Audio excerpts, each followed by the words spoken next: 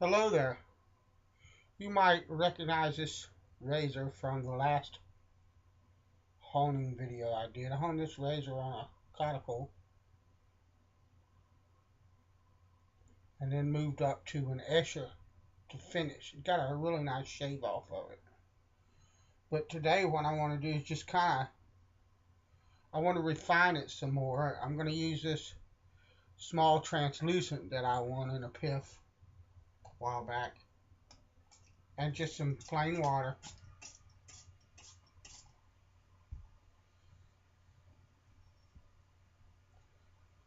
And this is a small stone, but that's all right. I'm going to use a rolling X just like I did when I honed this blade on the other stones. And the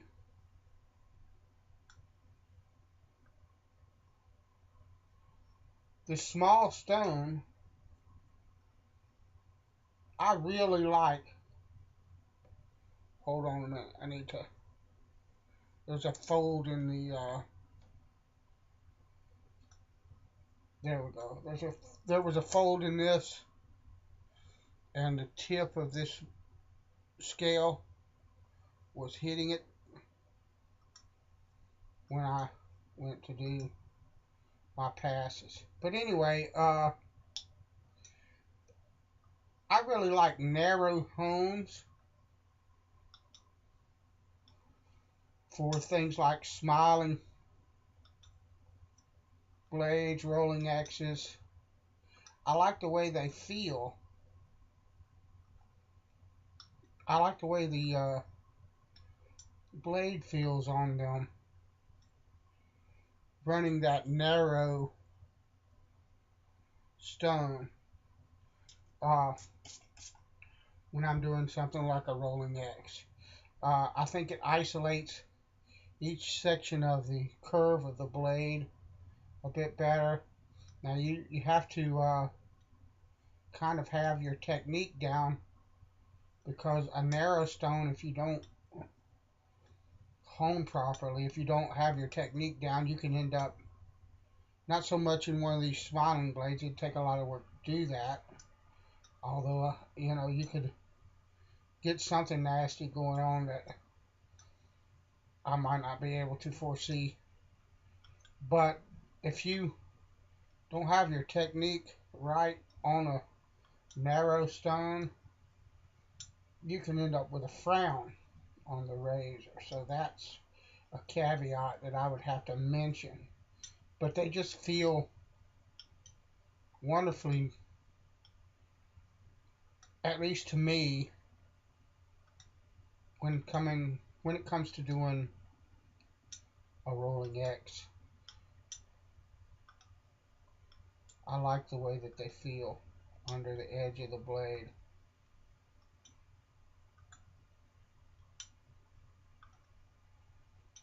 Take that for what it's worth to you. A lot of honing, and I don't say this, I mean, there are quantifiable things in honing you cannot ignore. Like, is your bevel set well? That's not a subjective question. It is either set or it's not. And the mechanics of getting to a shave ready edge, they're not subjective either, okay? If the apex of this edge comes together and meets straight along the apex, then it does. If it doesn't, it doesn't. Period. If the bevel all the way to that apex is polished to a level that's going to be comfortable to your face, it is. And if it's not, then it isn't. So please understand that there are variables in honing a straight razor that are cut and dry. And you will not get a shave ready edge unless those variables are met, period. But there's also a lot of subjectivity in the realm of straight razor honing. There are, or should I say, I should probably say there's also a lot of preference, things that you like and things that you don't like. And there are several different methods and ways to reach those absolutes that are necessary for a straight razor to be shave ready. There's a lot of ways to get to shave ready. But things like, I like this narrow hone on a smiling blade. That's a subjective thing to me. It's my preference. There might be another guy, and there probably are, or is, or however proper English is, that says, I don't like that feeling. I don't like a narrow stone for that job. Well, that's his personal preference. There's a lot of that in honing, and one of the things that, and there's a lot of that, to be honest, in shaving as well. And one of the things that attracts me to shaving, to honing,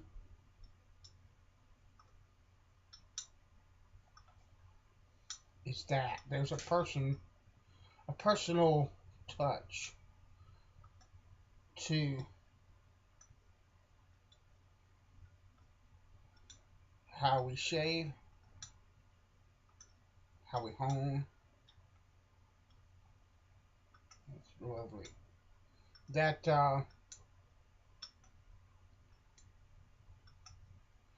makes it fun.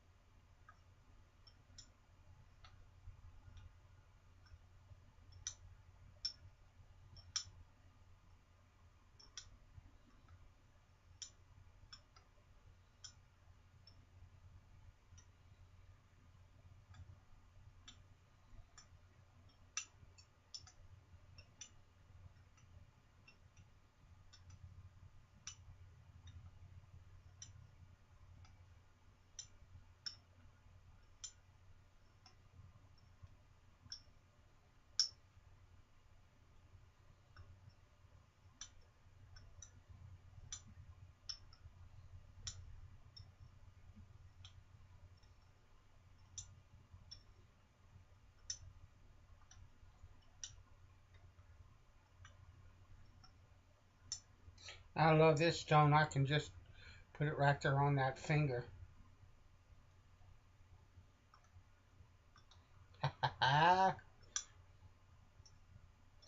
You just go to town on it.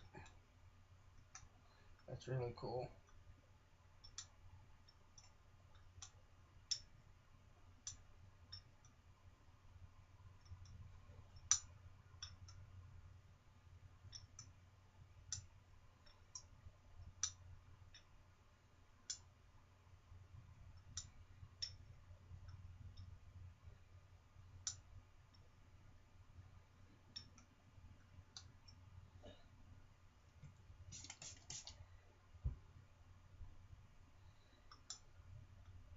The problem with these small stones is that whatever liquid you're using, unless you use oil, and I don't generally use oil on my finishing Arkansas. Sometimes I use a glycerin, water,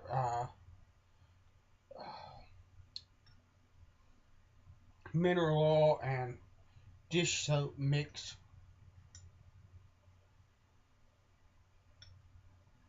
as a lubrication on them, but that's very seldom. Most of the time I just use straight water. That is, again, my personal preference. But on these small stones, it's really difficult to keep the water on them.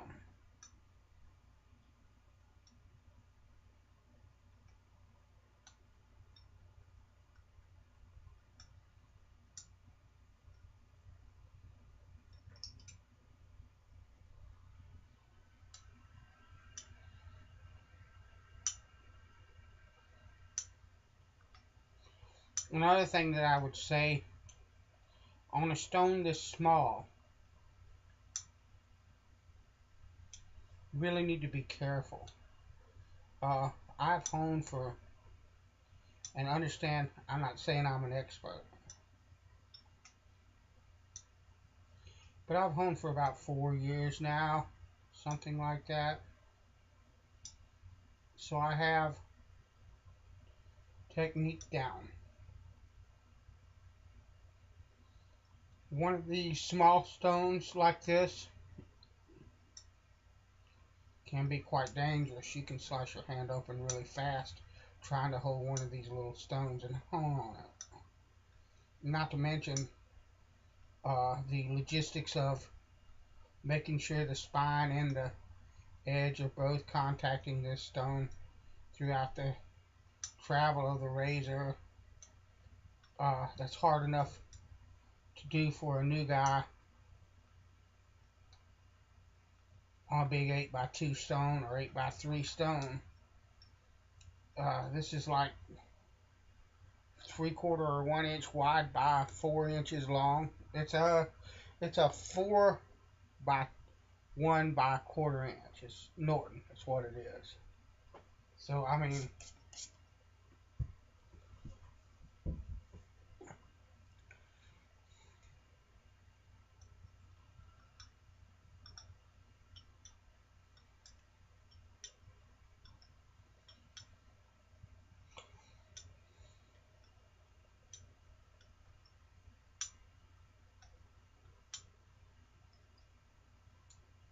and the tape edge, sometimes I'll slip off, and the edge of that tape is grabbing the corner or edge of the stone. Sometimes, if you've noticed that and seen that, that's what's going on.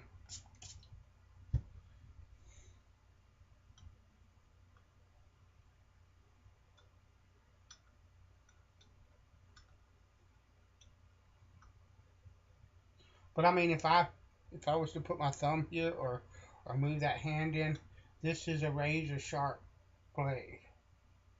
I could easily catch my hand, my thumb, something of that nature, and very quickly cut myself in that way. So if I would not discourage anybody unless you're just a flat out newbie and your technique is not good enough to even begin to try to learn how to do this. But with that caveat, I wouldn't discourage anyone from trying smaller stones. They are great fun. I like handheld stones. Now, I am having a physical problem. There are days when I can't do this right here because my hands, from age and doing stupid things with them, also from a lot of repetitive injury from martial arts, boxing, taekwondo, that kind of thing. I have issues with my hands.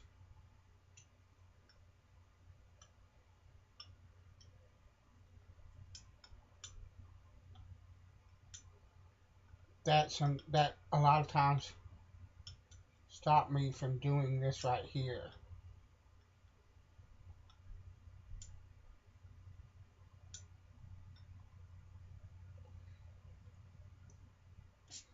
So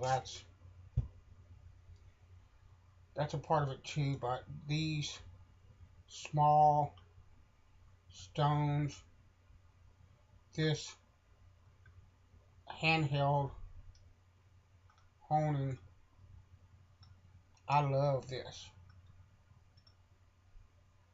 And most of the time, if I had a choice between a larger stone and a smaller stone, I would choose the smaller stone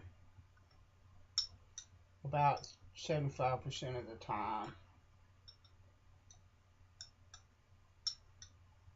One of the things about these narrow stones that is really neat is that if they are really, really nice for honing like warped blades with really crappy hone wear and that kind of thing. As a matter of fact, you'll sometimes see or hear honers talk about flipping a stone over on its side, not particularly this one, but a full-size stone, and honing a warped blade like this.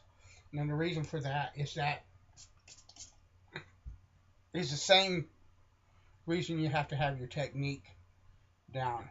When I lay this razor on this stone, it's only contacting if I'm doing like straight strokes and I'm not doing a rolling X, if I'm just doing this.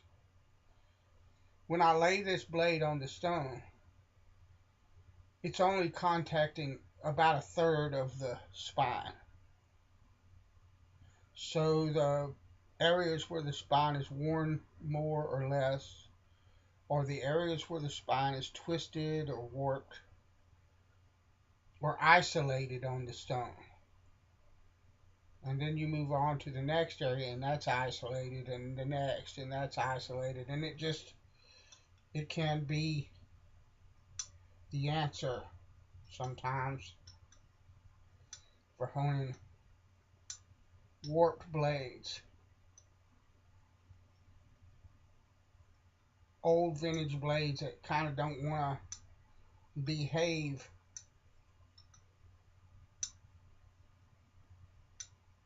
on a standard size stone. Sometimes you can get them going by use of a fairly narrow hone. But you got to really know how to do it. You can't be sloppy. Your technique has got to be there. If it's not, you're wasting your time and probably creating more work for yourself and a heck of a lot of frustration.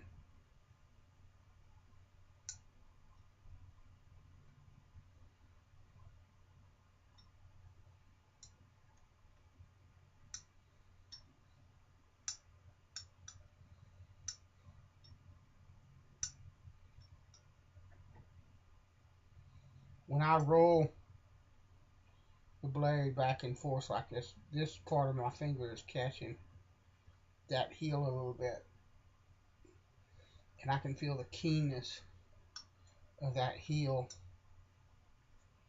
on that part of the skin of my finger. And yeah, I might nick myself a little bit if I'm not careful. My father-in-law's boker has a tendency to cut me in my thumb like that. I think he just don't like the fact that I got his daughter.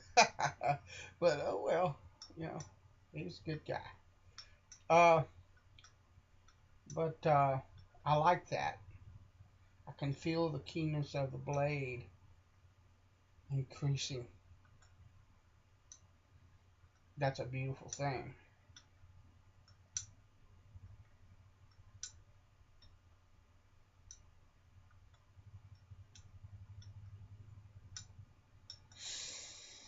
Alright, I think that's probably going to be enough. I didn't do any counting. I just honed and honed and honed until I thought it's probably going to be enough. I'll give this a look on under a loop and see what it looks like, and if there's any bit of refinement, or if I need to work an area. I doubt it. I can look at it and turn it into light, and it looks sweet to me just like it is. So, alright, thanks for coming along. Uh, Edge refinement on a translucent Arkansas.